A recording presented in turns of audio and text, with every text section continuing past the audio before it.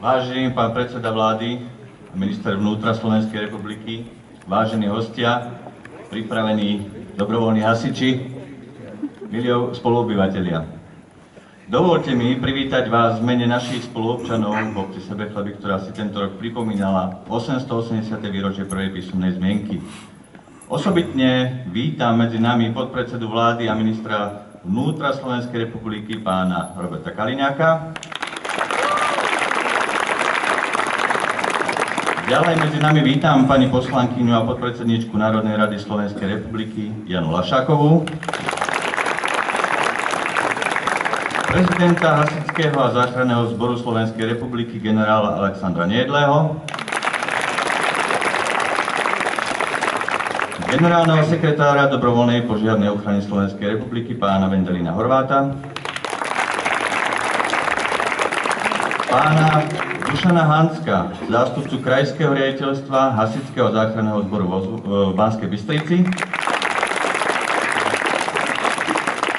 Tiež chcem privítať medzi nami prednostu okresného úrada pána Petra Filuša. Ako aj vás, milí hostia a spoluobčania. Dnes môžeme konštatovať, že 127 rokov funguje v obci dobrovoľný hasičský zbor. Našim dobrovoľným hasičom chcem poďakovať za mnohé zásahy pri záchrane životov a majetku občanov. Tiež sa touto cestou chcem poďakovať aj funkcionárom za úspešné riadenie dobrovoľníckeho združenia hasičského zboru DHZ Sebechleby. Verím, že práca s mládežou v detskom dobrovoľnom hasičskom zbore Plamienok v Sebechleby bude toto obdobie rozširovať a vychovať ďalších dobrovoľných hasičov, ktorí budú slúžiť našim obyvateľom. Vážený pán minister, veľmi nás potešilo, že ste si popri svojom náročnom programe našiel čas na krátku zastávku v našej obci.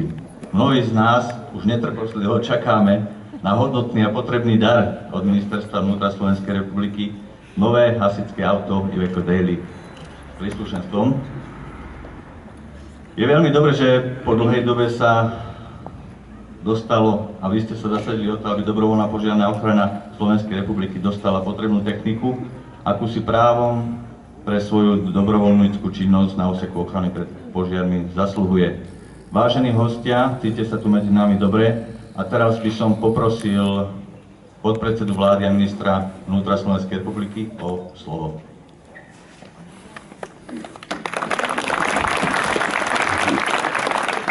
Ďakujem pekne, vážený pán starosta, vážená pani podpredsedníčka parlamentu, priznám sa vám, že vždy som sa tešil, že niekedy prídem na oficiálnu nejakú takú návštevu pracovnú do sebe. Pretože každý Slovák, ktorý vyrastal na tej krásnej rozprávke, musí mať túžbu ju navštíviť aspoň raz na trošku dlhšie. Tak sa veľmi teším, že máme tu príležitosť a zároveň sa veľmi teším, že sa môžeme stretnúť aj preto, že vždy to hovorím po tom týždni politického bláznica v Bratislave človek má naozaj dobrú náladu z toho, že aspoň na chvíľku môže stretnúť normálnych ľudí.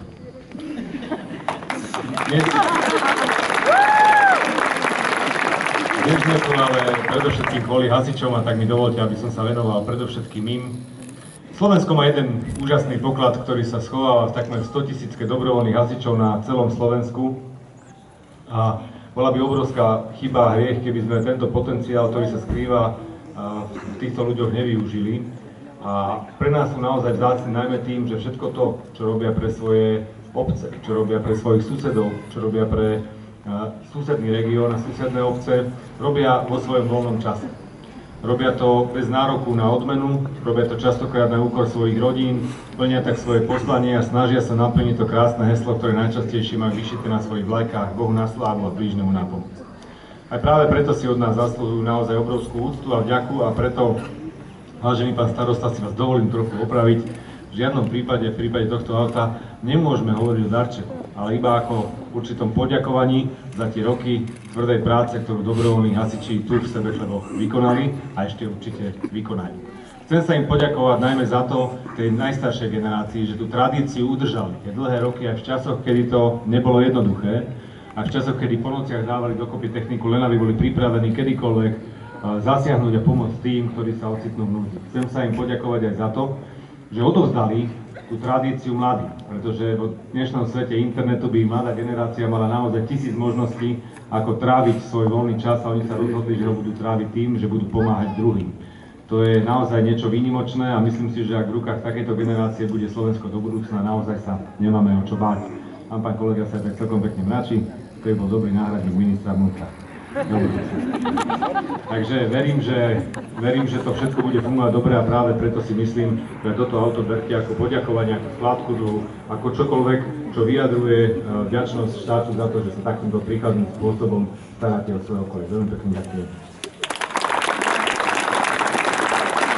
Som veľmi rád, že tu s nami dnes aj pani podpredsednička Janka Lašáková, pretože tradícia dobrovoľného hasičstva na Slovensku, ktorá začína ešte niekedy okolo roku 1850, má už viac teda ako 165 rokov, dlho nemala svoje základné ukotvenie. Tak som rád, že po týchto rokoch sa konečne podarilo presadiť prvý nový samostatný zákon o dobrovoľných hasičoch, o dobrovoľnej požiarnej ochrane a na jeho podklade urobil ten projekt, pri príležitosti ktorého sa tu dnes stretávame. Na moje prekvapenie to ale bol pomerne veľký súboj, malo to veľa odporcov a ja som zistil, že v tých veľkých mestách ľudia už pomaly zabudli, čo znamená spolupatričnosť, pomoc jeden druhému, pomoc suseda susedovi.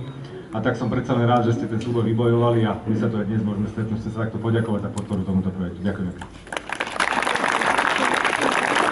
No a ten projekt v praxi neznamená, alebo zákon v praxi neznamená iba to, že sa dostali hasiči na ten piedestal, ktorý si právom zaslúžia, ale aj nám to umožňuje, aby sme každoročne mohli z rozpočtu ministerstva vnútra prispievať na obnovu vašich ochranných pomôcok, krovnošát, nejaké drobné techniky, ale samozrejme aj veľkej hasičskej techniky, pretože obce pri svojich rozpočtoch, keď sa snažia trošku vylepšiť svoju obec, nemajú šancu nakúpiť nové hasičské vozidlá, novú hasičskú techniku vo väčšom rozmere.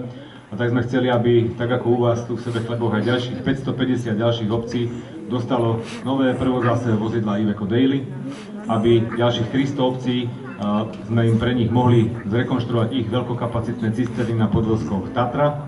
No a ďalších 900 obcí dostane ešte protipovodňové prívesy prvej pomoci, tak aby sme lepšie odolávali tým vrtochom počasia, ktoré nás v poslednom období tak často sprevádzajú. Z okolností tu v Sebetleboch je to ako v tej reklame na šampón 2 v 1, máte aj nové auto, aj protipovodňový príves. Dokopy táto súprava znamená 5000 litrov za minútu čerpacie kapacity, čo už je naozaj veľmi slušný výkon, ktorý dokáže ochrániť a pomôcť ľuďom, keď sa ocitnú v núdzi a trošku pod vodou.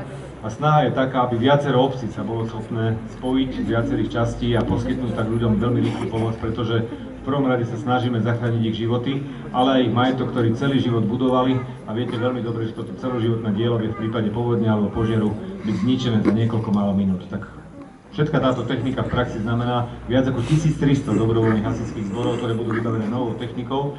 A Mali by sme mať teda to Slovensko naše o niečo odolnejšie voči živelným katastrofám a mali by sme vedieť lepšie pomôcť ľuďom, keď sa ocitnú núdzi. Želám vám všetko najlepšie k tejto technike a verím, že vždy sa z tých výjazdov vrátite živí, zdraví a bez zranení, že šťastní budú tí, ktorým tú pomoc poskytnete. A ja vám ešte takú malú prosbu na záver.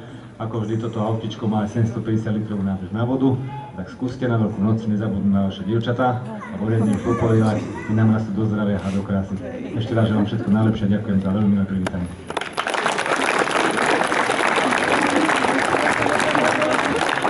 Ďakujem podpredsedovi vlády a ministrovi vnútra za príhovor. Teraz mi dovolte, aby som ho poprosil, aby do rúk veliteľa odozdal kľúče od tohto vozidla. Pán veliteľ, vystúpte.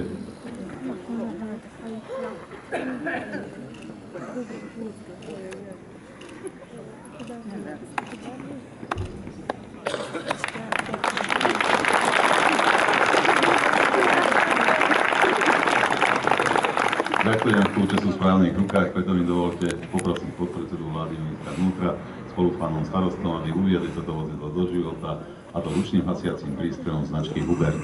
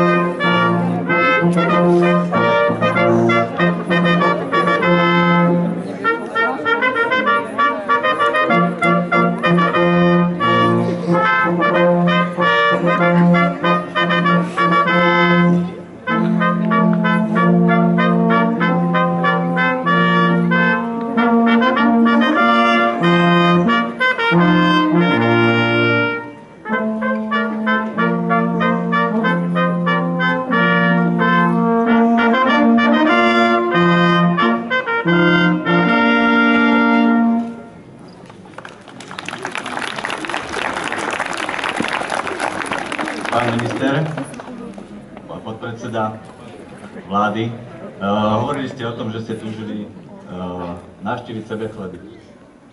A Sebechleby to není iba o sebechlebských hudcoch, to je aj o... Teraz neviem, či začať vínom, alebo začnem cukrákami.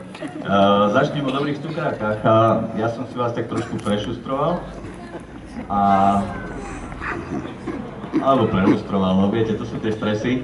A viem, že máte rád sladké, takže príjmite od našich cukrárok takú malú tortu, alebo sebechlieb, keďže sebechleby sú vinohradnícka lokalita, tak sme si dovolili vám aj nejaké vínko. Keďže dneska nemôžete a budete odozdávať ešte ďalšie auto, tak pokladám.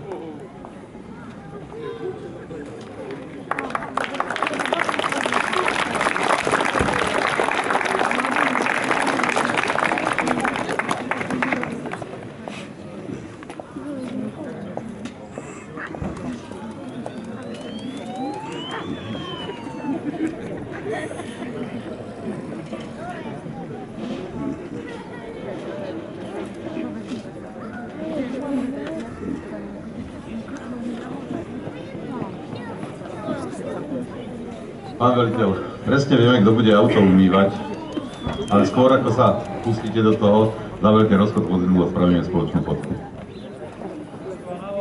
Pozor! Teraz. Rozchod!